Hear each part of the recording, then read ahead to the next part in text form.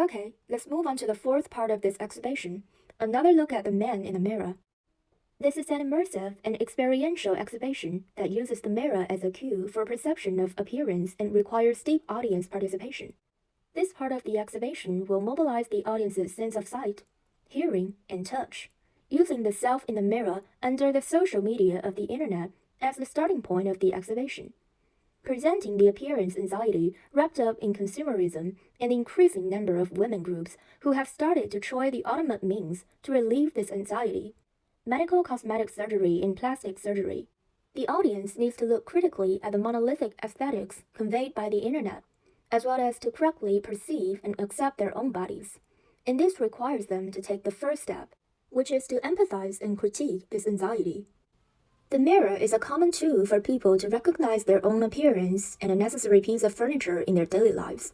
By looking in the mirror, people recognize and organize their appearance, so it is to the same extent the link between people and their appearance.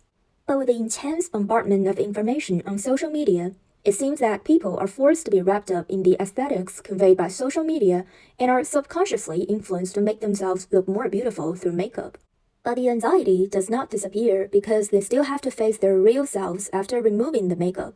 But the anxiety doesn't go away, because after removing the makeup, you still have to face your real self. So the figure in the mirror is divided into fragments by cracks. Even the girl with a pearl earring is not immune to the challenges of traditional aesthetics on the internet, as commercial cosmetic surgeons and sales use sophisticated instruments as aesthetic criteria to find imperfections in the human body. When appearance anxiety is at its peak, medical cosmetic surgery becomes necessary to correct the body's imperfections, and more people are resorting to medical procedures on their bodies, as evidenced by the nose model at Seoul Plastic Surgery Hospital. But is it really possible to completely alleviate cosmetic anxiety through medical surgery? No one can fully guarantee the results of surgery, and the price to be paid by those involved goes far beyond money, to the pain in the limbs, the psychological anxiety of the recovery and repair period, and the potential health risks. With this in mind, emerging artists Han Ziyang and Renee Jing reflect on and critique the aesthetic standards held hostage by social media. As aesthetics held hostage by machine measurement and consumerism gradually take on a random and absurd character.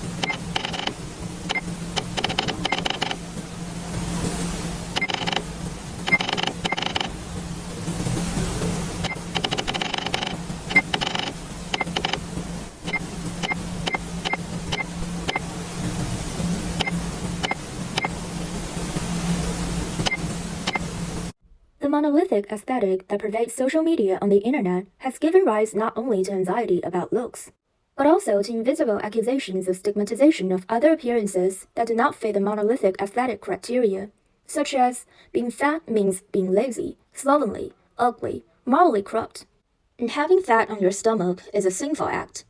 But is this really the case? Fat is in fact an integral part of the human body, and the multiple causes of obesity are not covered by a few stigmatizing labels.